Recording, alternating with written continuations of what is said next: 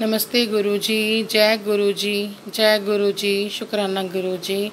गुरुजी आपके चरणों में मैं दिव्य आभा का पाठ करने जा रही हूँ। गुरुजी इसे ग्रहण करना। जय गुरुजी। पाठ पाठ श्रद्धा सुमन। कांच के एक ऐसे गगन चुंबकी पर्वत की कल्पना कीजिए जो दर्पण समान है। उसमें कोई दाग धब्बा या अन्य कोई निशान नहीं है। वह एकदम साफ, स्वच्छ और इसमें अद्वितीय प्रकाश का ओज है। अब इसके समान आपको खड़ा कर दिया जाए। आप अपनी सांस रोककर उस दर्पण को देख रहे हैं। ये आपके गुरुजी के प्रथम दर्शन होंगे। गुरुजी से आपकी भेंट तभी संभव है जब वह चाहेंगे। उन कुछ क्षणों में ही वह आपके अस्तित्व को पूर्ण रूप से भेद देंगे। आपके मिथ्या से भरे हुए अभिमान पूर्ण रूप से छिन्न भिन्न हो जाएंगे। वह आपके भीतर आपकी आत्मा का अवलोकन कर लेंगे। यह सब होने के उपरांत जब आप अपने स्वयं को उनके एकाकार में कल्पित करेंगे, तब आपको अपनी वास्तविकता का पूर्णाभास होगा और आप उनके भक्त बन जाएंगे। यह कभी मत सोचिए कि अब आपसे उनकी भेंट नहीं होगी। भले ही उनका स्थूल शरीर समाप्त हो चुका है, किंतु यह अकल्पनीय है। वह लुप्त हो चुके हैं, उनका अस्तित्व मिट चुका है। अभी तो उनके दर्शन अनेक बार होंगे। कई बार उनसे पूर्ण मिलन के अवसर आएंगे। गुरुजी अपने प्रिय शिष्यों को कहे गए वचन सदा निभाते रहेंगे। प्रेम के वह वचन जिनके साथ गुरुजी और उनके भक्त प्रलय तक एक साथ बंधे हुए हैं। परंतु इसका पूरा लाभ अर्जित करने के लिए हमें अपने सब को समझना आवश्यक है। गुरु शब्द के दो अक्षर गु अंधकार का पर्याय है और रू प्रकाश का। अतः अंधकार से ज्ञान रूपी प्रकाश की ओर ले जाने वाला गुरु कहलाया। हमारे देश की प्रथाओं के अनुसार गुरु को देव से भी उच्च वर्ग प्राप्त है। अध्यात्म की चरम सीमा पर प्राप्त होने वाले सच्चिदानंद को गुरु कृपा के बिना पाना असंभव है। गुरु के बिना आत्म उस परम में लीन होकर परमात्मा का अंश कभी नहीं बन सकती है। गुरु तो ऐसा पथ प्रदर्शक है जिसके बिना नए और अनुभवी दोनों प्रकार के पर्वतारोही अपने शिखर तक पहुंचने की कल्पना भी नहीं कर सकते हैं। गुरु ना तो वह मार्ग है, न ही वह बाधा है जिसे पार करना शिष्य के लिए आवश्यक है। वह तो स्वयं वह गंतव्य है, पर्वत का वह शिखर है जहाँ तक पहुँचने की आशंका प्रत्येक प्राणी करता है। वह तो घने अंधकार से ज्योति, अज्ञान से ज्ञान का मार्गदर्शन कराने वाले, उत्तर दिशा का आभास कराने वाले ध्रुव तारे के सदृश हैं। इस संसार के समस्त ग्रंथ गुरु की व्याख्या उनका वर्णन करने में सक्षम नहीं है। गुरु उस परम अनंत प्राप्ति का प्रशस्त मार्ग है। सतगुरु अर्थात हमारे आदरणीय गुरु जी वास्तव में वह दर्पण है जिसमें देखकर हम सर्वोच्च ज्ञान अर्जित कर सकते हैं। गुरु जी के सामने आपको उनसे विसर्जित होती अपूर्व तेजोमय आभा का साक्षात्कार होता है। आपको अनुभव होगा कि चाहकर भी आप उनकी ओर दृष्टि बांध कर नहीं रख सकते हैं। उनकी काया ज्योति का प्रकाश अद्वितीय है। आप उनके सामने क्षीण पड़ जाएंगे। इसके विपरीत गुरुजी मात्र एक क्षण में आपके भीतर छिपी हुई पवित्रता के दर्शन कर लेंगे। जैसे किसी झील में कंकड़ फेंकने पर उसके जल की सतह को छूते ही उस केंद्रीय बिंदु से किनारे की ओर बढ़ते हुए सकेंद्रित चक्र बनते हैं और वहां से ऊर्जा तो सब और फैलती है। उसी प्रकार गुरुजी से शक्ति विसर्जन होता है, किंतु यह शक्ति उन्हीं भक्तों को मिल पाती है जिन्हें वह इसका अधिकारी समझते हैं। उनका कहा हुआ प्रत्येक शब्द आपके लिए ऐसा आदेश है जिसकी अवहेलना आप कदापि नहीं कर सकते हैं। गुरुजी के प्रथम दर्शन मिलन की कोई सामान्य सामाजिक प्रक्रिया नहीं है। यह साक्षात्कार उस संघर्ष की भांति है जिसमें आपकी हार सुनिश्चित है। आप अपने अहम को अपने सामने ही नम्रता श्रद्धा की अग्नि में भस्म होते देखेंगे। यह तो समस्त सृष्टि के कर्ता सर्वोपरि से मिलने की प्रस्तुति में पहला पग है। सतगुरु आपके सब रक्षा कवचों को भेद देंगे और पल भर में आपके सब अपरोक्ष रहस्यों को जान लेंगे। उनका विश्वास प्राप्त करने के लिए ना ही मीठे वचनों की, ना ही किसी अभिनय की आवश्यकता है, ना ही आप उनसे कुछ छिपा सकते हैं, ना ही कोई मिथ्या भाव रख सकते हैं। वह तो आपके अस्तित्व के कारण के ज्ञाता हैं और इस समय आपको अपनी कृपा का अधिकारी समझा है। इसी कारण उन्होंने आपको अपने पास बुलाया है। उन्हें जन साधारण के लिए अक्सर महत्वपूर्ण लगने वाले प्रश्न, उदाहरण के लिए आप कौन हैं, कहाँ से आए हैं, आप क्या काम करते हैं, कैसे जीविकोपार्जन करते हैं, आपके मन में क्या भाव है, कि आप मानवता का कितना नाटक करते हैं, से कोई तात्पर्य नहीं है, क्योंकि इन सब का ज्ञान उन्हें पहले से ही है। वह तो सर्वज्ञाता और आपके प्रत्येक भाव का ज्ञान रखते हैं। इस सत्य को स्वीकार कर लेना ही आपके लिए हितकर होगा। आपकी यह हामी ही आपको अग्रिम संबंधों को स्थिर करने के लिए सबसे अधिक महत्वपूर्ण है। इस हाँ के साथ ही आप गुरु जी के साथ ऐसे अटूट बंधन में बंध जाएंगे जिसे मृत्यु भी अलग नहीं कर सकती है। यह प्रथम समर्पण ही सर्वाधिक महत्व रखता है। यात्री की विशेष यात्रा तो पहला कदम निकलने के पश्चात पग प्रति पग स्वतः ही पूर्ण हो जाती है।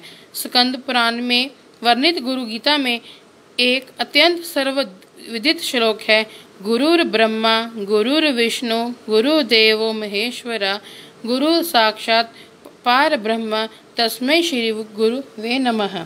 यद्यपि इस श्लोक से अधिकांश जन समूह परिचित हैं, इसमें कुछ व्याख्या करने योग्य है। सर्वप्रथम इसमें गुरु को त्रिमूर्ति ब्रह्मा विष्णु महेश से भी उच्च स्थान आसीन किया है, क्योंकि वह गुरु तो अनादि और अंतहीन है। ब्रह्म शब्द की उत्पत्ति बृहद धातु से हुई है, जिसका अर्थ विस्तृत विकसित होना, बढ़ना, फैलाना होता है। यह ब्रह्मा या ब्राह्मण न होकर एक वृत्त ब्राह्मण है और सदा बढ़ता फैलता रहता है। उसका विकास कभी बंद नहीं होता और उनकी महिमा तो अपार अपरंपार है। इसलिए यहाँ पर उनको ब्रह्म सदृश श्रेष्ठ स्थान दिया है। उनके सहस्त्र चक्षु, सहस्त्र अंग और सहस्त्र मुख हैं। वह ही जीवन का बीज, पौधा और वृक्ष पालक है। उसमें सीम ज्ञान है, किंतु उनका ज्ञान किसी को नहीं है। ज्ञानी भी उनके स्वभाव से अनभिज्ञ हैं। गुरुजी तो भक्त को दर्पण के समक्ष प्रतिबिंब बनाकर दर्शन देकर उनको ज्ञान की प्राप्ति करा देते हैं। वह दृश्य ही दर्शन है, शेष तो वहां तक पहुंचने के निमित्त मात्र बन जाते हैं। उनके कोमल चरणों का स्पर्श करने के क्षण से ही गुरुजी अपनी वास्तविक रूप का दर्शन करा देते हैं। पाठ पुष्पांजलि श्रद्धा भाव से।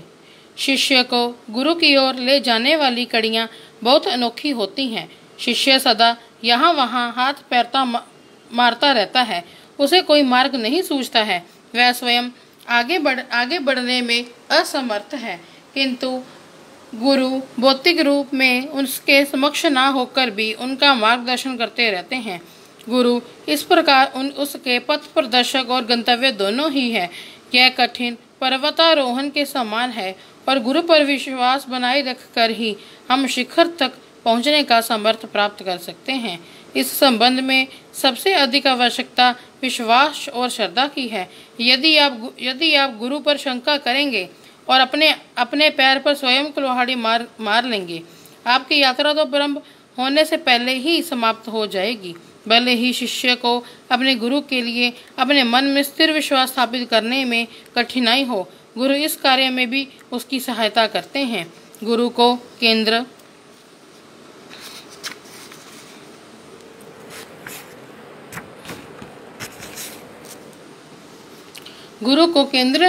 केंद्र बिंदु मानकर अनुयायी के लिए आवश्यक है कि वे अपनी समस्त शंकाएं मन से निकाल दें। गौतम बुद्ध ने भी कहा था, जिस प्रकार स्वर्ण को परखने के लिए उसे अग्नि में जलाया, काटा और रगड़ा जाता है, उसी प्रकार मुझे स्वीकार करने से पहले मुझे अच्छी तरह से परख लो। मेरे लिए अपने मन में केवल आदर भाव रखकर मुझे स्वीकार करने की भूल ना करो।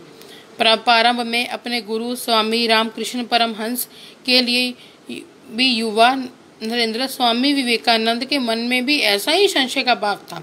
उनके गुरु ने एक बार उन्हें बताया था कि धन के लिए उनके मन में कभी कोई भाव उत्पन्न नहीं होता है, अपितु वेदना होती है। एक रात उस युवा ने उनके सिरहाने के नीचे एक सिक्का छिपा दिया। उस पूरी रात उनके गुरु को नींद नहीं आई। विवेकानंद की इस छोटी सी परीक्षा ने उनके गुरु की सत्यता सिद्ध कर दी। संशय की समाप्ति पर शिष्य अपने गुरु के पास आदर भाव से जा सकता है। अपने आध्यात्मिक प्रशिक्षक के साथ उसके संबंध और प्रगाढ़ हो जाते हैं। वह न केवल जीवन भर मरणोपरांत भी गुरु के साथ निभाव करता है, ऐसा ही विश्वास और श्रद्धा की नींव पर ही भवन बन सकता है। अनुयायी को यह समझना भी आवश्यक है, वह गुरु का ही आत्मिक प्रतिबिंब है। यह भी ध्यान रखने योग्य है कि गुरु अवसर आने पर अपने भक्त को अवश्य परखते हैं।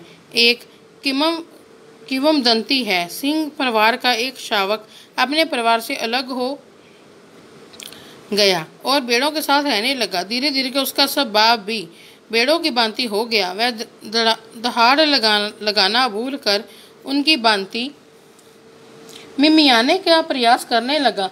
एक दिन अचानक एक शेर यह देखकर चकित रह गया। उसने शावक को पकड़कर झिंझोड़ा और दहाड़ कर बोला, तुम्हें क्या हुआ है? तुम भेड़ों की तरह व्यवहार क्यों कर रहे हो?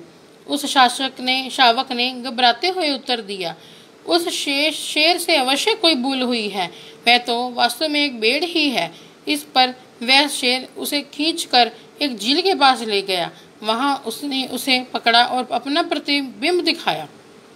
तब जाकर उस शावक ने अपना वास्तविक रूप पहचाना। गुरु का कार्य भी कुछ इसी प्रकार का होकर सरल नहीं होता। वह तो उन कृत्रिम स्तंभों को भी उखाड़कर फेंक देते हैं जिन्हें उनके अनुयायी ने अपने सांसारिक जीवन का आधार बनाया हुआ है। उसे उसके यथार्थ से परिचय कराते हैं। हम हाड़ मांस के जीव जंतु नहीं हैं, बल्कि उस परमात्मा का ही प्रतिबिंब है। आत्मा का परमात्मा में विलय ही हर आत्मा का अंतिम ध्येय है और हम इस लौकिक विश्व की मोह माया के जाल में फंसकर उस लक्ष्य को भूल गए हैं। हमें अपनी इंद्रियों के वश में होकर चलने वाले वो पशु समान नहीं बनना है। प्रत्येक जन्म की भांति इस जन्म में भी हमारी आत्मा ने शरीर को धारण किया हुआ है, न कि शरीर ने आत्मा को आवरण पहनाया हुआ है। गुरु के कमल चरण स्पर्श कर उनकी पावन शरण में जाकर ही मूल ना कि शरीर ने आत्मा को आवरण पहनाया हुआ है। गुरु के कमल चरण स्पर्श कर उनकी पावन शरण में जाकर ही मूल परिवर्तन संभव है। मन में स्वाभिमान की समाप्ति होने पर ही वास्तविक ज्ञान का बोझ होता है। उस गुरु तो असीमित अपार विद्या का ऐसा भंडार है जो अपने अनगिनत भक्तों में आध्यात्मिक ज्योति प्रज्वलित करने की क्षमता रखते हैं। उनके प्रेम स्पर्श मात्र से ही चित्त जागृत हो उठता है, किंतु इस अवस्था तक पहुंचने के लिए पहले अनेक प्रबंध करने आवश्यक हैं। हम इस और अनेक पूर्व जन्मों के मनोवैज्ञानिक और कार्मिक बंधनों से जकड़े हुए हैं। मन पर कर्म का प्रभाव अत्यंत गहरा होता है। इनसे निकलने के लिए मन और शरीर दोनों को शरीर दृढ़ कर सही प्रकार से तैयार करना पड़ता है। जिस प्रकार भंवर में फंसकर तैराक डूब जाता है, वही स्थिति मनुष्य की होती है। यदि वह इसके लिए तैयार नहीं है तो वह यात्रा प्रारंभ करते ही औंधे मुंह बल कर खाकर गिर जाएगा। अतः गुरु अनेक बार ऐसी परिस्थितियां उत्पन्न करते हैं जो शिष्य को जीवन के अमूल्य पाठ पढ़ाती है। इस प्रकार अनुकूल प्रवृत्ति प्राप्त करके ही भक्त अपने गुरु के स्नेहाशीष सहित अग्रसर होता है। जीवन में कोई भी बाधा आने पर गुरु की दया पूर्ण रूप से विविध होती है। अनेक अवसरों पर शिष्य के आत्मिक विकास की बाधा को दूर करने के लिए गुरु उसके कर्मों को अपने ऊपर अंतरित कर लेते हैं। इस प्रकार उसके वह कर्म फल नष्ट कर देते हैं। गुरु का अपने भक्तों के लिए व्यवहार तो इस प्रकार का है जैसे किसी विशाल बाधा को पार करने के लिए अभिभावक अपने छोटे बालक को अपने कंधों पर बैठा लेते हैं, ऐसे महान गुरु का हम किन शब्दों में धन्यवाद कर सकते हैं। हम तो अति साधारण मानव है जो उनकी दया, कृपा, स्नेहाशीष के बदले में केवल थोड़ी सी श्रद्धा सहित आदर भाव अर्पण कर सकते हैं, उनके आदेशों का पालन करने का प्रयास कर सकते हैं। तो भी कई अवसरों पर ऐसी परिस्थितियां आ जाती हैं जब हम अपने गुरु से अप्रसन्न हो जाते हैं, परंतु गुरु तो गुरु है, हम साधारण नश्वर, उनके लिए हमारी उन्नति ही सर्वाधिक महत्वपूर्ण है। इस कारण वे अपने शिष्यों की मानसिक परिस्थिति को अनुकूल करने में कोई चूक नहीं करते। भले ही शिष्य उनके कठोर व्यवहार से अपनी कृत्रिम शक्तियों का हाथ धोते देखकर शिथिल पड़ जाए, गुरु तो उसका भला चाह रहे होते हैं। उन्हें इन सांसारिक बातों से कोई अंतर नहीं पड़ता है। उनके द्वारा अपना अभिमान नष्ट होते जानकर उनका शिष्य कितना विचलित हो रहा है, वे उसे सुमार्ग पर आगे बढ़ाने की अपनी चेष्टा बनाए रखते हैं। ऐसे जटिल क्षणों में अपनी प्रवृत्ति परिवर्तन होते हुए जानकर कई अवसरों पर भक्त क्षीण पड़ जाता है, यह मानसिक संतुलन खो बैठता है। किंतु उसके लिए इतना आभास पर्याप्त है कि गुरु उसके लिए कितना अधिक प्रयास कर रहे हैं। गुरु की एकमात्र रुचि स्वार्थ से बंधे हुए अन्य संबंधों के विपरीत भक्त की प्रकृति में होती है। उनका भी एक स्वार्थ है, उसको परमात्मा की ओर ले जाने का। इसके लिए उन्हें कितने भी कठिन से कठिन कार्य करने हो, भक्तों के कर्मों को समाप्त करना हो, उसे स्वास्थ्य लाभ देना हो, उसका कोई अन्य कार्य फलीभूत करना हो, यह सब तो गुरु के व्यक्तिगत विश्लेषण पर निर्भर है। मुख्य प्रक्रिया तो उस सच्चिदानंद प्राप्ति की है जिसके लिए अन्य सब कारण बन जाते हैं। गुरु अपने अनुयायियों को इस यात्रा के लिए सुदृढ़ करने में आध्यात्मिक शक्ति एवं समय का व्यय करते हैं। परम प्राप्ति की यह यात्रा कोई सफल कार्य नहीं है, ना ही आत्मिक ज्ञान का बोझ, जीवन दर्शन का कोई सरल पाठ है, ना ही यह कोई श्रृंगार है जिसे धारण कर आपका व्यक्तित्व इस समाज में और आकर्षण हो जाएगा, ना ही ऐसे धार्मिक संस्कार हैं जिन्हें पूरा कर हम संतोष कर लें और ईश्वर प्राप्ति का मार्ग प्रशस्त हो जाएगा। यह ऐसी कोई यात्रा भी नहीं है जिस पर थोड़ी ही दूर चलकर आप रुक जाएं और कह सके कि आपने अपने जीवन का गंतव्य प्राप्त कर लिया है। एक बार गुरु का गुरुतत्व स्वीकार कर लेने के बाद आपको उसी मार्ग पर वहां तक चलते रहना होगा जहां तक वे आपको ले जाएं। उस परम ज्ञान की प्राप्ति के लिए गुरु ही एकमात्र साधन है। वह तो दिव्यत्व की सीढ़ियों पर चढ़ाने वाले पथ प्रदर्शक हैं, वह ही आत्मज्ञान का बोध कराते हैं। उनके पास प्रत्येक बाधा से निकलने की योजना है, भले ही भीड़ से बचकर निकलना हो या आपसी संबंध किस प्रकार के हों। यह बात गौण है, वे आपसे हंसकर बात कर रहे हैं और या गंभीरता से कोई महत्वपूर्ण विवरण सुन रहे हों। हर क्षण आदि से अंत तक वह गुरु ही रहेंगे। उन्हें संतुष्ट कर, प्रसन्न कर ही भक्त अपने गंतव्य तक पहुंचने में सफल हो सकता है। आप कदापि गुरु का अनुकरण करने का प्रयास ना करें। आदि शंकराचार्य से संबंधित एक रुचिकर घटना है। उनका एक शिष्य सदा उनके प्रत्येक भाव का अनुकरण करता था। वह तीर्थ यात्रा में जब उन्होंने एक ग्राम में रुककर एक कृषक से मदिरा ग्रहण कर पी तो उस शिष्य ने भी अत्यंत उत्साहपूर्वक उनका अनुसरण किया।